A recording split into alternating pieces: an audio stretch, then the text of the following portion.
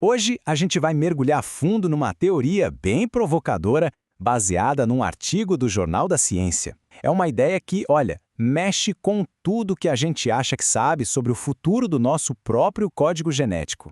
A pergunta central aqui é daquelas que tiram o sono.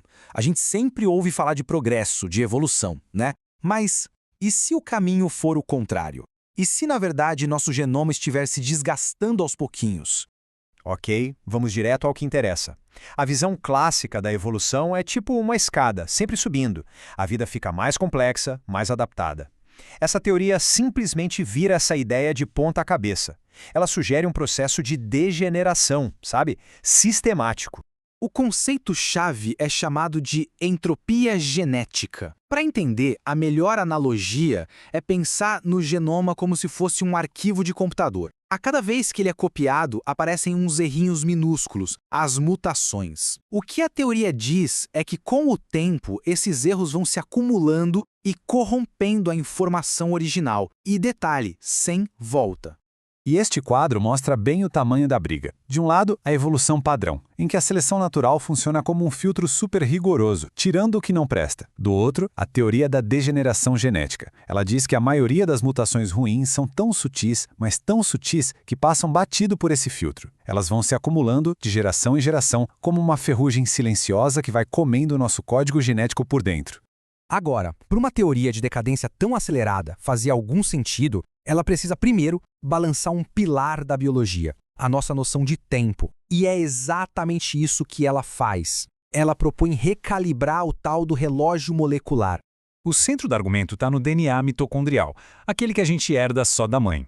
O problema é como se mede a velocidade com que ele muda. Existem basicamente dois jeitos. Um, o filogenético, que compara espécies diferentes e calcula a taxa ao longo de milhares de anos. O outro, de pedigree, é mais na cara. Ele olha as mutações passando de pais para filhos em tempo real. E segundo o artigo, os resultados dos dois não batem. E não é que não batem por pouco. Eles são totalmente incompatíveis. E esse gráfico aqui mostra o tamanho do abismo. O método convencional joga nossa ancestral em comum, a Eva mitocondrial, lá para 200 mil anos no passado. Já o método direto de pedigree aponta para uma coisa, assim, radicalmente diferente. Só 6 mil anos. 6 mil anos. Pensa só nesse número. Ele muda o jogo inteiro. Uma linha do tempo tão curta, tão comprimida, ela precisa de uma explicação extraordinária. O que é que poderia ter acelerado tanto o nosso relógio genético e num passado tão recente assim? A resposta que a teoria dá para essa pergunta vem em uma palavra: catástrofe. A ideia é que essa linha do tempo mais curta não é um erro de cálculo, não. É a assinatura de um evento único, violento, que simplesmente bombardeou o genoma de todos os seres vivos com uma avalanche de mutações.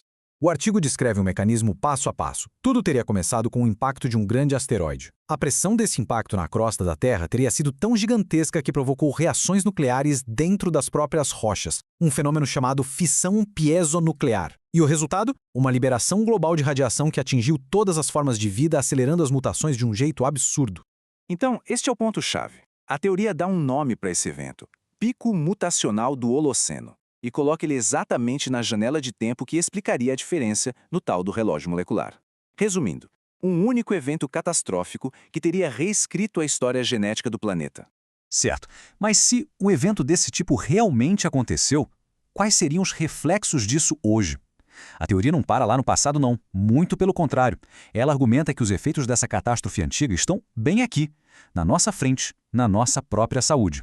O termo usado é senescência evolutiva. A analogia é forte. Assim como uma pessoa envelhece, a espécie humana como um todo estaria envelhecendo, mas a nível genético. A gente estaria acumulando não só o dano daquele pico de mutações, mas também todas as pequenas mutações que vieram depois. E estes seriam os sintomas modernos dessa decadência. O artigo liga diretamente o aumento absurdo de doenças complexas, como câncer e diabetes, com essa carga genética cada vez maior. A degradação de genes importantíssimos como o P53, o guardião do genoma, seria uma prova disso. E o destino final, segundo a teoria, seria o tal colapso mutacional, um ponto em que a espécie simplesmente não aguenta mais. E isso nos leva, sem escapatória, à conclusão mais alarmante de toda essa análise. Se essa deterioração é real, constante e não tem volta, para onde isso tudo vai dar. Essa citação, tirada da conclusão do artigo, resume bem o peso do que está sendo proposto. Isso aqui não é só uma curiosidade de cientista, é um chamado para a gente repensar tudo sobre o caminho da vida e a nossa própria fragilidade como espécie.